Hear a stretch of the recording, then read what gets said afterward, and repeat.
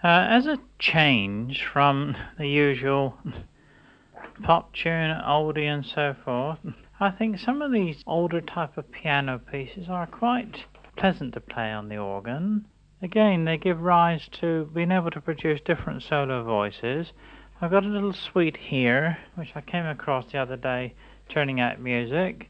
I played this on the piano about a long time ago, about 1930 actually, at some musical competition. They're quite simple little pieces, but again they're quite effective on there. This suite is called Four Trifles. The first one is Nymph, so that this one's a light sort of thing. So let's try it out with a tibia 8 and 12, without vibrato.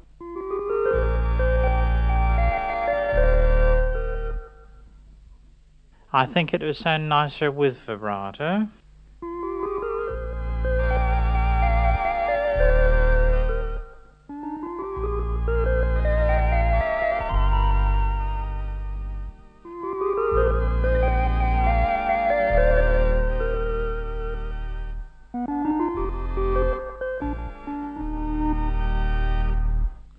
The accompaniment is flute and string 8, 4 and 2, and you'll note that the last phrase there I cut off the vibrato to give the contrast.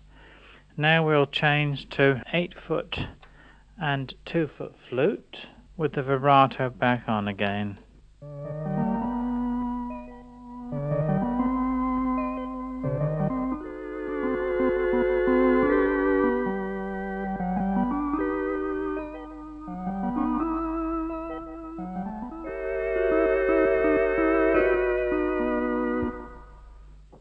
You'll notice that I left the pedals out of that section again to give a contrast. Now we'll go to 8 and 4 tibia.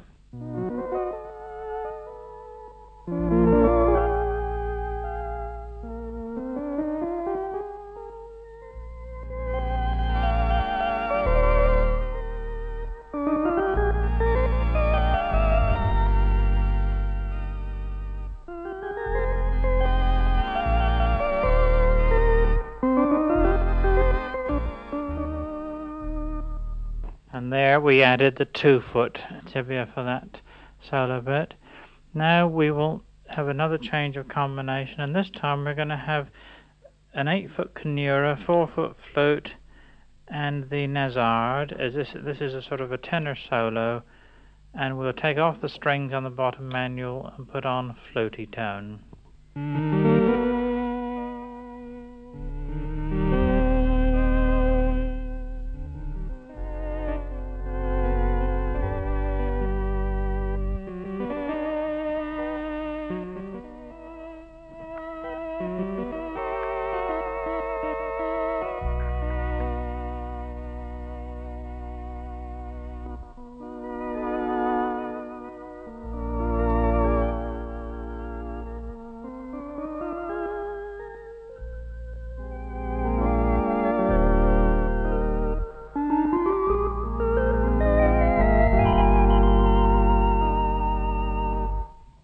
And that's back to one of the original combinations until my finger slipped.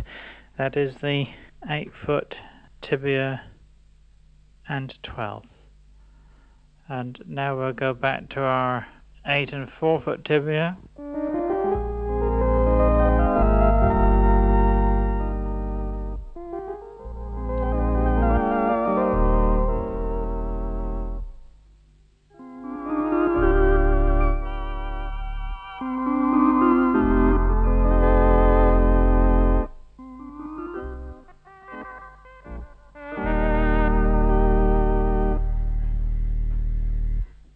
And that, until I added that reed, was the 8 and 2-foot tibia, and that was the 8-foot horn.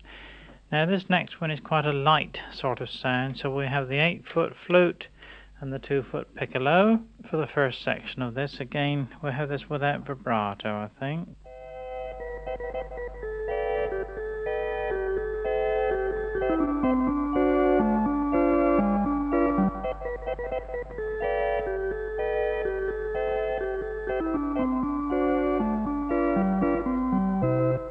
That is the first movement. Now we have a change of style, So we'll add the forefoot tibia and add the vibrato.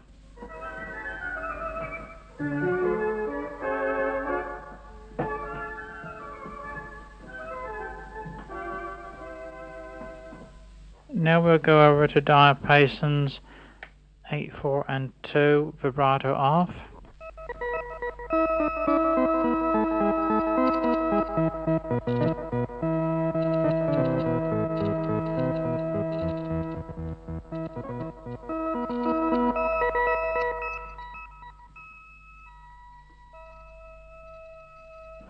Then back to the tibia 8 and 2.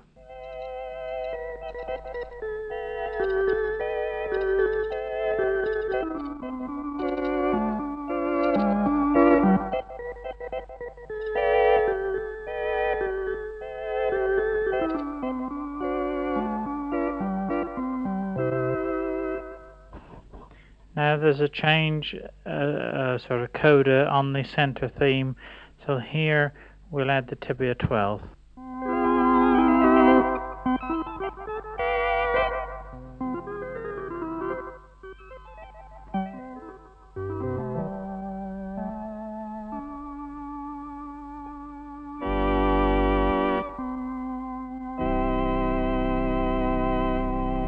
And the chords there were done on the bottom manual, on the diapason oboe with a 2-foot. That was 8 for 4 foot with 2 foot. Now the next movement is Heather Bloom. And this is a sort of Scottish lament, I suppose, or a suggestion of that sort of thing. Let's see how we can do this. Now if we have a 16-foot reed, the bass horn with a 2-foot piccolo, we get this sort of thing. I don't think we want vibrato, so this vibrato off.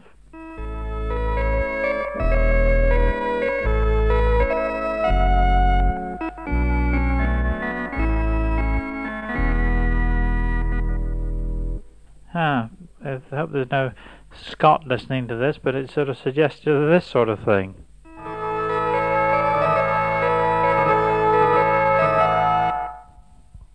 Of course, that's a Sassenach's impression of bagpipes. I don't suppose they really sound anything like that. So let's try something different there. We'll have the 8-foot canura with a 4-foot float and an 8 and 4-foot float on the bottom manual with a light vibrato.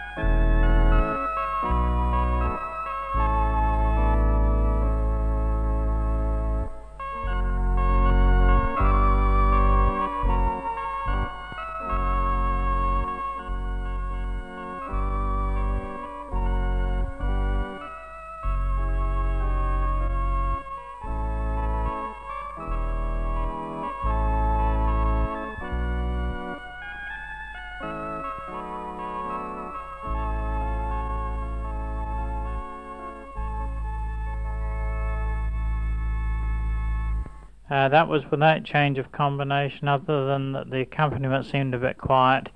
I added a 2-foot. Now the last movement in this is a meandry sort of thing called Elf. Now this is written, of course, originally for piano. Now this sort of thing is sometimes difficult to arrange because it's sort of chordal rhythm with the tune in the chords. It's a little bit difficult to see what is happening. So let's have flutes 8, 4 and 2 on the top manual and see how it sounds on there with a similar sort of combination on the bottom manual we've just been using without vibrato.